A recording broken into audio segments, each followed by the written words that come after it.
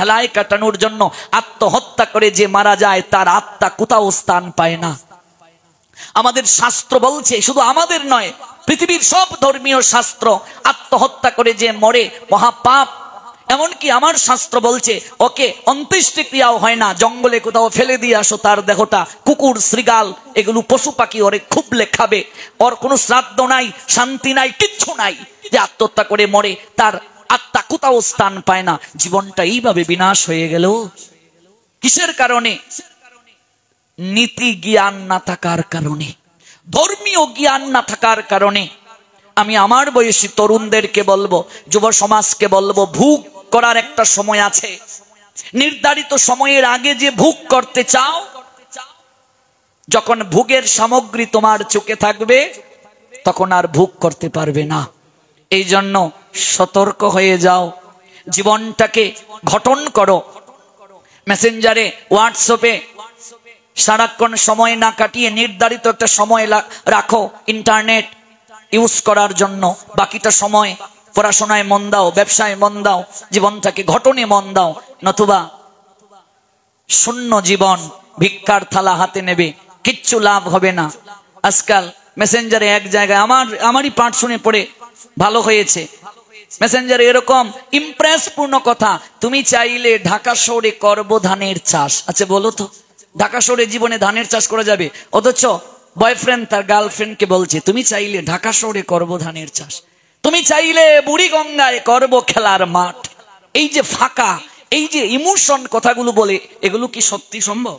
তার মানে emotion blackmail করছে। তুমি চাইলে 7টি সাগর 13 নদী দেব পারি, তুমি চাইলে ধরতে পারি মরণপণ বাজি, বলো ভালোবাসবে কিনা বলো। আহা, তুমি আমার জন্য ঢাকা শহরে ধানের চাষ করতে পারবে, বুড়িগঙ্গায় খেলার মাঠ করতে পারবে। ওই নকুল বিশ্বাস একটা গান গেয়েছিলেন, সব পারো করতে। আর নকুল বিশ্বাস বলেছিলেন আমার সঙ্গে দেখা করতে পারবে বৃষ্টির মাঝে? বলছে না, আমি তো আসতেই চাচ্ছিলাম, ছাতানু ঘরে নেই। কি ভালোবাসা বুঝো। তুমি চাইলে বুড়িগঙ্গায় করবো খেলার মাঠ, তুমি আমার জন্য বুড়িগঙ্গায় খেলার মাঠ করতে পারবে, ঢাকা শহরে ধানের চাষ করতে পারবে, 7 সাগরের 13 নদী পাড়ি দিতে পারবে। বলো না ভালোবাসো কিনা? বলছি তুমি আমার জন্য এত কিছু করতে পারবে, আই লাভ ইউ টু। তারপর একটু কুম কুম কুলু কুলু, তারপর মোবাইলে ভিডিও ধারণ, তারপর যখন সময় হলো ইন্টারনেটে ছেড়ে দেওয়া, তারপর কান্নাকাটি করে করে বলে আমি কুলহারা কলঙ্কিনী, আমারে কেউ সইও না গো সজনী। কে কইছিল তোর কুলমান হারাইতে? কে কইছিল তোরে?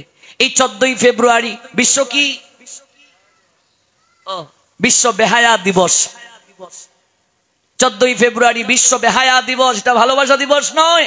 পৃথিবীর কোন ডিকশনারিতে ভ্যালেন্টাইন্স এটার অর্থ ভালোবাসা না। অথচ বাঙালিদের এই দিনে কত পুরুষ যে তার চরিত্রকে হারাচ্ছে, কত নারী যে তার সতীত্বকে হারাচ্ছে। কেউ বলে না, পার্ক থেকে শুরু করে সব জায়গায় জোড়ায় জোড়ায় কবুতর। কোথায় যাবে?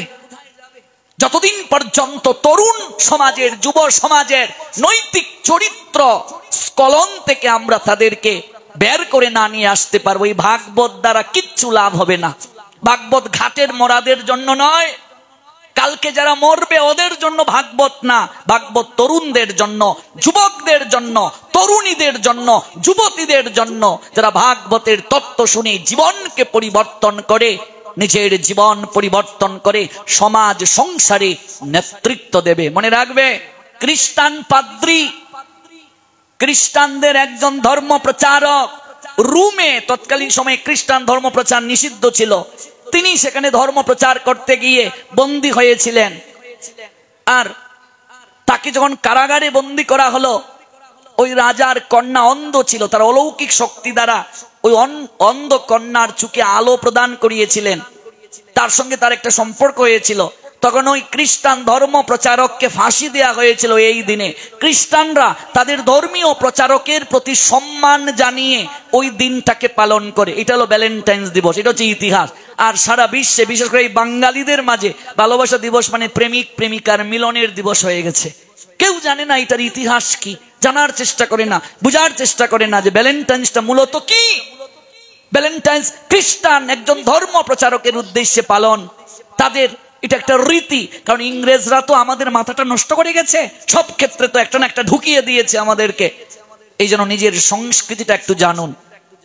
একটু বুঝুন, একটু উপলব্ধি করুন, জীবনটা ধন্য হয়ে যাবে।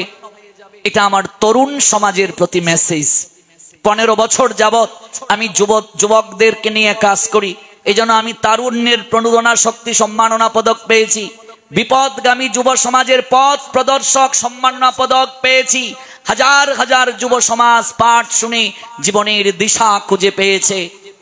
এই জন্য আমি অনুরোধ রাখবো, আপনারা আপনাদের সন্তান দিগকে ভাগবত পাঠে আনেন। পড়াশোনা ব্যবসার পাশাপাশি ওদেরকে একটু ভাগবতের জ্ঞান দিন, একটু গীতার জ্ঞান দিন, একটু ধর্মীয় জ্ঞান দিন, একটু নৈতিক শিক্ষার জ্ঞান দিন, একটু নীতি কথা তাদেরকে জানান, বুঝান। তাতে পড়াশোনা নষ্ট হবে না, কিচ্ছু নষ্ট হবে না, তাদের জীবনটা ধন্য হয়ে যাবে, জীবন আনন্দে ভরপুর হয়ে যাবে। তখন আপনি উপলব্ধি করতে পারবেন, তুমি কেমন করে গান করো হে গুণী, আমি অবাক হয়ে শুনি। গৌর প্রেমানন্দে।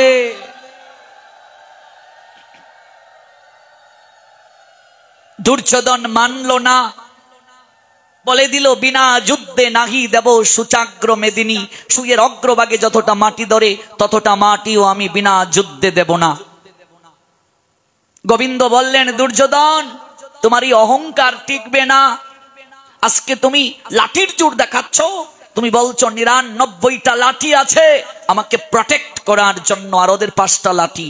এই সমাজে যারা লাঠির জোর দেখাও, জোর করে অন্যের সম্পত্তি যারা হরণ করে, ভালো করে জেনে যান, তাদের জন্য 28 প্রকার নরকের মাঝে অপহরণকারীদের জন্য তামিশ্র নামক নরক বরাদ্দ।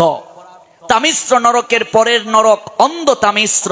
28 প্রকার নরকের যদি বর্ণনা করি তাহলে বুঝবো আমরা কোন পাপে কোন শাস্তি পেতে হয়। ওরে দুর্যোধন, এখনো সময় আছে। দুর্যোধন গোবিন্দের প্রস্তাব স্বীকৃতি না করে তাকে বন্দী বানাবার জন্য আদেশ দিল। শিকল পরিয়ে গোবিন্দকে কারাগারে নিয়ে গেল দুর্যোধন। গোবিন্দ মৃদু মৃদু হাসছেন। কারাগারে প্রবেশ করিয়ে দরজাটা লাগিয়ে বাইরে এসে দুর্যোধন যখন তাকালো, দেখে কারাগারের ভেতরে গোবিন্দ নাই, স্বয়ং দুর্যোধনই দাঁড়িয়ে আছে। আবার চোখটা খুলে দেখলো গোবিন্দ নেই, সেখানে দুঃশাসন, শকুনি, কখনো বা ধৃতরাষ্ট্র এক এক সময় এক একজনকে দেখছে। গোবিন্দ বলছেন, মূর্খ, তুই আমায় বন্দী করবি? এই সংসারটাই কারাগার। আমি সংসার কারাগারকে কর্মফলের শিকল দ্বারা বন্দী করে রাখছি সবাইকে। ওরে, অহংকারের শিকল দ্বারা, দড়ি দ্বারা আমায় বন্ধন করা যায় না। আমায় যদি বাঁধতে চায় কেউ, মা যশোদার মতো প্রেমের দড়ি বড় দরকার রে। আমায় যদি কেউ বাঁধতে চায়, যশোদার মতো প্রেমের রশি প্রয়োজন। এই জন্য আমি দামোদর। দাম মানে দড়ি, উদর মানে প্যাট। যশোদা